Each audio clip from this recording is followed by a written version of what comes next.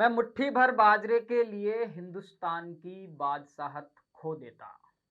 Greece Sumel युद्ध के बाद शेरशाह सूरी ने यही कहा था। और बात भी सही है, कहने को तो मुट्ठी भर बाजरा है, लेकिन ये मारवाड़ है, ये मरुधरा है। ऐसी ही कुछ चिंता की स्थिति अब राजस्थान के मुख्यमंत्री अशोक गहलोत के लिए मारवाड़ की सियासत बन गई है।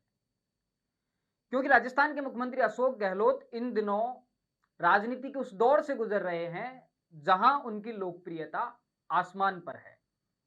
अशोक गहलोत इतने आत्मविश्वास से लबरेज हैं कि बार बार सरकार रिपीट का दावा कर रहे हैं। लेकिन हाल ही में सी वोटर का एक सर्वे कहीं ना कहीं चौंकाने वाला है कि राजस्थान छोड़िए, मारवाड़ के गांधी कहे जाने वाले अशोक गहलोत कहीं अपने ही मारवाड़ में बुरी तरह से परास्त ना हो जाए। नमस्कार, थिंक 360 में स्वागत है आपका। मेरा नाम है लोकेंद्र केलानोत। मारवाड़ की रेत में जो आत्मविश्वास कभी शेरशाह सूरी ने खो दिया था, वैसी ही चिंता की स्थिति राजस्थान के मुख्यमंत्री अशोक गहलोत के लिए अब बन रही है। सी वोटर और एबीपी न्यूज का जो सर्वे आया है, उसने पूरे राजस्थान की सियासत में अचानक से खलबली मचा दी है। भारतीय जनता पार्टी आत्मविश्वास से लबरेज है क्योंकि ये सर्वे भाजपा को स्पष्ट बहुमत की सरकार दिला रहा है। लेकिन मुख्यमंत्री अशोक गहलोत के सरकार रिपीट के दावे की कहीं ना कहीं इस सर्वे ने धज्जियां उड़ा दी हैं। बात मारवाड़ की करेंगे क्योंकि राजस्थान के मुख्यमंत्री अशोक गहलोत मारवाड़ के गांधी कहे जाते हैं और कहते हैं कि मारवाड़ की सियासत पूरे राजस्थान की सियासत पर राज करती है। शेर राजस्थान जयनारायण व्यास का आप वो हस्र याद करिए जब एक नौजवान महाराजा ने उनको बुरी तरह से शिकस्त दे दी थी। 10 जिलों में फैला मारवाड़ का ये इलाका, मरुधरा का ये इलाका, जिसमें शामिल हैं 61 विधानसभा सीटें। क्षेत्रफल के लिहाज से ये पूरा क्षेत्र सबसे बड़ा क्षेत्र है, विधानसभा सीटों के लिहाज से सबसे बड़ा क्षेत्र है और इस क्षेत्र पर जो भी पार्टी बादशाहत कायम करेगी उसे ही मिलेगी राजस्थान की बादशाहत। लेकिन सी वोटर का सर्वे कांग्रेस के लिए अब इसी मारवाड़ में चिंता की स्थिति खड़ा कर रहा है। 61 सीटों में से सी वोटर का जो सर्वे है, थोड़ी सी आंकड़ों पर बात कर लेते हैं। 30 से 34 सीटें भारतीय जनता पार्टी को देने का वादा सी वोटर का ये सर्वे कर रहा है। वहीं कांग्रेस की बात करें तो 25 से 29 सीटें यहां पर कांग्रेस को मिलती हुई दिख रही हैं। 4 सीट ऐसी है जहां पर निर्दलीय या फिर कोई तीसरा मोर्चा यहां पर बाजी मार सकता है और इशारा घूमता है सीधा आरएलपी के मुखिया हनुमान बेनीवाल पर। क्योंकि बीते विधानसभा चुनाव में जो 3 सीटें राष्ट्रीय लोकतांत्रिक पार्टी ने जीती थी वो इसी मारवाड़ ने जीती थी और अब हनुमान बेनीवाल ये साफ ऐलान कर चुके हैं और जो उनके इरादे हैं उनके बयानों से साफ दिखता है कि मारवाड़ की सियासत को बड़े स्तर पर प्रभावित करने का विचार हनुमान बेनीवाल कर चुके हैं। कुछ थोड़ी सी आगे और बात करते हैं मारवाड़ की सियासत पर ही। 3 बड़ी जातियां हैं जो मारवाड़ की सियासत को बड़े स्तर पर प्रभावित करती हैं।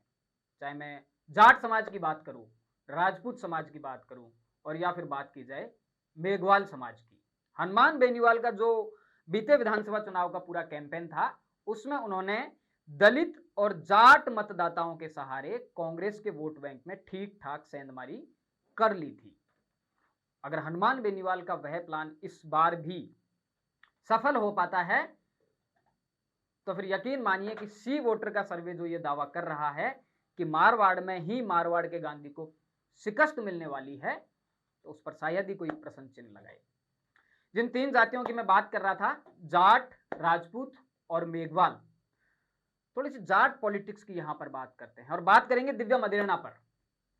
मुख्यमंत्री अशोक गहलोत के ही गृह जिले दिव्या मदेरणा, जिस तरह से उन्हें कोई भी मौका मिलता है अशोक गहलोत पर हमलावर होने का, अशोक गहलोत की सरकार पर हमलावर होने का, चाहे वो बहाना शांति धारीवाल का हो या फिर वो बहाना मणिपुर की हिंसा हो या फिर वो बहाना उन पर हुआ हमला हो जिसमें अशोक गहलोत के खासम खास और कांग्रेस के पूर्व सांसद, पाली के पूर्व सांसद बद्रीराम जाखड़ पर वो लगातार हमलावर रही। ये बात तो साफ है कि दिव्या मदेरणा जिस तरह से आक्रामक अंदाज में राजनीति कर रही हैं, तो जाट समाज में उनकी जो स्वीकार्यता है वो अब लगातार बढ़ती जा रही है। और कहा तो यह भी जाता है कि दिव्या मदेरणा की सीधी एंट्री गांधी परिवार में है।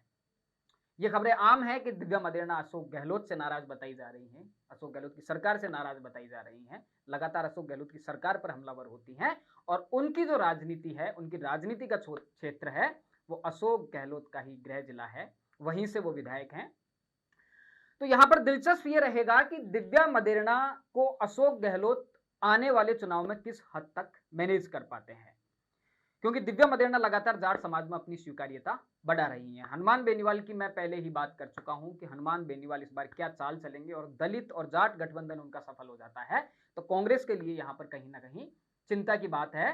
और चलते हैं एक और मारवाड़ के जिले बाड़मेर, वहां से बड़े छत्रप जाट समाज के हरीश चौधरी ओबीसी आरक्षण के बहाने अशोक गहलोत पर लगातार हमलावर रहे, उसके बाद में फिर मना लिए गए, उसके बाद में फिर कभी विस्फोट कर देते हैं, फिर मैनेज हो जाते हैं और अब कहा जाता है कि हरीश चौधरी बड़े छत्रप बनकर उभर रहे हैं। उनकी भी एंट्री सीधी गांधी परिवार में मानी जाती है। जिस तरह से बीते दिनों उन्होंने कांग्रेस आलाकमान से सिलसिलेवार मीटिंग की, तो राजनीतिक जानकारों का मानना है कि हरीश चौधरी के दिमाग में कोई बड़ा प्लान चल रहा है। वहीं एक और जाट छत्रप बाड़मेर की राजनीति में ही हेमाराम चौधरी लगातार पायलट कैंप की तरफ से अशोक गहलोत सरकार पर उन्होंने जिस तरह से निशाना साधा, अशोक गहलोत सरकार पर वो जिस तरह से हमलावर रहे, तो ये तो साफ है कि मारवाड़ के जो जाट नेता हैं, जो जाट छत्रप हैं, वो अंदर ही अंदर कहीं ना कहीं अशोक गहलोत से नाराज हैं और उसका जो एक बड़ा खामियाजा है वो मारवाड़ के गांधी को उठाना पड़ सकता है। हालांकि बीकानेर से रामेश्वर डूडी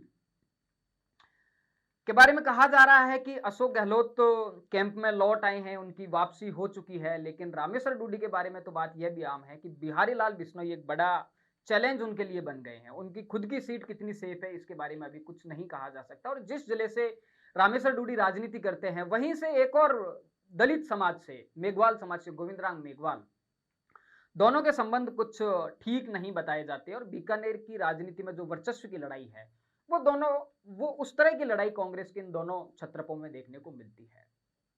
तो गोविंदराम मेघवाल, रामेश्वर डूडी, इन दोनों के संबंध कैसे रहते हैं, इस बात पर रामेश्वर डूडी की जो बीकानेर की सियासत है वो बहुत हद तक निर्भर करती है और खुद रामेश्वर डूडी के लिए एक बड़ा चैलेंज बिहारी लाल बिश्नोई वहां पर बनकर उभरे हैं।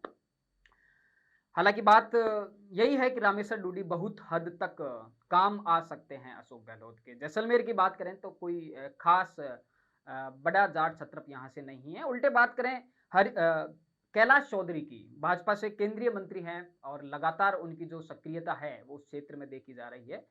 तो जहां एक तरफ जाट नेता अशोक गहलोत से लगातार नाराज बताए जा रहे हैं, लगातार एक जो असंतोष जाट नेताओं में अशोक गहलोत के खिलाफ पनप रहा है, उसमें भाजपा के लिए जो तुरप का इक्का साबित हो सकते हैं वो कैलाश चौधरी कहीं ना कहीं हो सकते हैं। नागौर की सियासत की बात करें तो हनुमान बेनीवाल एक बहुत बड़ा फैक्टर है। वहीं पायलट कैंप के दो विधायक, चाहे मैं मुकेश भाकर की बात करूं या फिर रामनिवास गावड़िया की बात करूं, वो जिस तरह से अशोक गहलोत पर लगातार हमलावर रहे और अशोक गहलोत के बारे में वो जिस तरह की टिप्पणियां करते हैं, तो तय है कि कांग्रेस में रहते हुए भी मुकेश भाकर और रामनिवास गावड़िया की जो निष्ठा है वो सीधी सीधी सचिन पायलट के लिए है, अशोक गहलोत के लिए उनकी किसी भी तरह की निष्ठा नहीं है। उसी बीच हनुमान बेनीवाल का एक फैक्टर कहीं ना कहीं अशोक गहलोत या फिर कांग्रेस के लिए बड़ी चिंता की बात हो सकता है। अशोक गहलोत पर मिर्जा परिवार को भी निपटाने के तरह तरह के आरोप लगते हैं, तो वो एक बड़ा फैक्टर है। और लगातार अब तो राजस्थान में जाट सीएम की मांग बहुत मुखरता से हो चुकी है। तो जाट समाज किस हद तक या फिर मारवाड़ का जाट समाज किस हद तक अशोक गहलोत को स्वीकार करता है, और ये तय हो चुका है कि राजस्थान कांग्रेस में अशोक गहलोत के आगे सीएम पद के लिए किसी की भी अपील आसपास नहीं ठहरती। ऐसे में क्या जो जाट छत्रप हैं वो फिर से कांग्रेस या फिर अशोक गहलोत को नेतृत्व देना स्वीकार करेंगे, ये एक बहुत बड़ा प्रश्न चिन्ह है। राजपूत सियासत की अगर बात करें, राजपूत पॉलिटिक्स की बात करें, जोधपुर के सांसद हैं गजेंद्र सिंह शेखावत, बीते चुनाव में, लोकसभा चुनाव में वैभव गहलोत से उनकी सीधी टक्कर, और लगातार गजेंद्र सिंह शेखावत कहते हैं कि राजस्थान के मुख्यमंत्री उन पर इसलिए हमलावर रहते हैं या फिर इसलिए उनको राजनीतिक तौर पर नेपथ्य पर धकेलने का काम किया जा रहा है कि उन्होंने लोकसभा चुनाव में उनके बेटे वैभव गहलोत को चुनाव में बड़े अंतर से हरा दिया था। संजीवनी एक बड़ा प्रकरण है और यकीन मानिए कि जब भारतीय जनता पार्टी में सीएम फेस की बात आती है तो गजेंद्र सिंह शेखावत को एक बड़ा सीएम फेस माना जाता है या फिर भाजपा की तरफ से प्रोजेक्ट किया जाता है, तो राजपूत समाज की जो भावनाएं हैं बतौर मुख्यमंत्री गजेंद्र सिंह शेखावत को भविष्य में देखा जाता है। और अशोक गहलोत से उनकी जो खुली अदावत है, चूंकि राजपूत समाज जोधपुर की राजनीति को बहुत बड़े स्तर पर प्रभावित करता है। बीते दिनों राजनाथ सिंह की एक वहां पर बड़ी रैली हुई और एक और जोधपुर के जो भाजपा के बड़े छत्रप हैं बाबू सिंह राठौड़, मीना कंवर के मुकाबले वो हार गए और वो अब कहीं ना कहीं डैमेज कंट्रोल करने की तैयारी है। राजनाथ सिंह की एक सभा हुई, उसमें बाबू सिंह राठौड़ के साथ में एक घटना हुई, तो वहां से बाबू सिंह राठौड़ एक सहानुभूति कार्ड खेल जाते हैं। शेरगढ़ के समीकरण यहां पर इस बार बदल सकते हैं। गजेंद्र सिंह खींवसर, दो छत्रपों का भाजपा को नुकसान हुआ, गजेंद्र सिंह खींवसर चुनाव हार गए थे। तो जोधपुर का जो राजपूत मतदाता है उसमें एक असंतोष है कि पिछली बार जो राजनीति का नुकसान हुआ, जो गजेंद्र सिंह खींवसर का नुकसान हुआ, बाबू सिंह राठौड़ चुनाव हारे चूंकि राजपूत समाज के जोधपुर के बड़े नेता हैं, तो वो एक असंतोष है। और राजनाथ सिंह की फिर लगातार एक बड़ी रैली वहां पर, तो यकीन मानिए कि इसका नुकसान कहीं ना कहीं कांग्रेस को हो सकता है। फिर गजेंद्र सिंह शेखावत का एक बड़ा फैक्टर है। वहीं बाड़मेर में एक युवा नेता राजपूत समाज से आते हैं और लगातार अपनी स्वीकार्यता को बढ़ा रहे हैं, रविंद्र सिंह भाटी। रविंद्र सिंह भाटी जिस तरह से छात्र राजनीति से निकले, अशोक गहलोत पर लगातार हमलावर रहते थे। बीते छात्र संघ चुनाव में उन्होंने अशोक गहलोत पर एक के बाद एक हमले किए थे, चुनाव प्रभावित करने का आरोप लगाया था और राजपूत युवाओं में एक अलग तरह की लोकप्रियता रविंद्र सिंह भाटी के लिए देखी जाती है। कर्नल मानवेंद्र सिंह जसोल भाजपा से कांग्रेस में गए, ऐसा कहा गया कि राहुल गांधी ने उनकी कांग्रेस में एंट्री करवाई है, गांधी परिवार में सीधी एंट्री है, लेकिन इस बात को लेकर एक असंतोष है, नाराजगी है राजपूत समाज में कि मानवेंद्र सिंह जसोल को कांग्रेस में ठीक भूमिका नहीं दी गई। ये एक बहुत बड़ा फैक्टर है।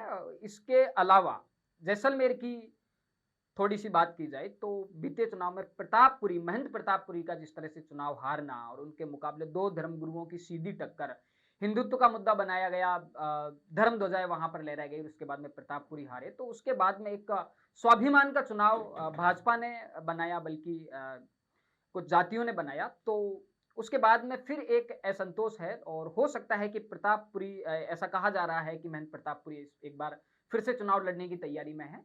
तो अगर महेंद्र प्रतापपुरी चुनाव लड़ते हैं तो न केवल हिंदुत्व के मुद्दे पर बल्कि राजपूत समाज को बड़े स्तर पर अपने पक्ष में लामबंद कर सकते हैं। बीकानेर में देवी सिंह भाटी का एक बड़ा मुद्दा है, देवी सिंह भाटी की भाजपा में वापसी होगी या फिर नहीं होगी। क्योंकि देवी सिंह भाटी की उम्र बहुत ज्यादा हो चुकी है, इसलिए एक सहानुभूति देवी सिंह भाटी के लिए वहां पर देखी जा रही है।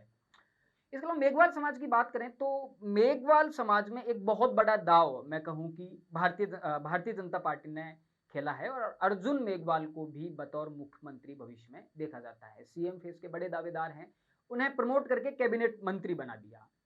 तो अर्जुन मेघवाल एक ऐसा तुरपका इक्का मेघवाल समाज में भारतीय जनता पार्टी के लिए साबित हो सकते हैं और ऐसे तमाम तरह के समीकरण इन दिनों बन रहे हैं। पाली एक ऐसा क्षेत्र है मारवाड़ आंचल में जहां कांग्रेस की हालत बहुत ज्यादा खराब है। वहां से निर्दलीय विधायक कांग्रेस से बागी हुए खुशवीर सिंह जोजावर बागी हो गए। उसके बाद में लगातार कांग्रेस में उनकी अनदेखी की गई। इस बात को लेकर चूंकि राजपूत समाज से खुशवीर सिंह जोजावर आते हैं और अब वसुंधरा राजे के साथ में उनकी नजदीकियां बताई जाती हैं। ऐसे कयास लगाए जा रहे हैं कि अगर कांग्रेस से उनको टिकट नहीं मिला तो खुशवीर सिंह जोजावर भाजपा में वापसी करके भाजपा के टिकट पर चुनाव लड़ सकते हैं।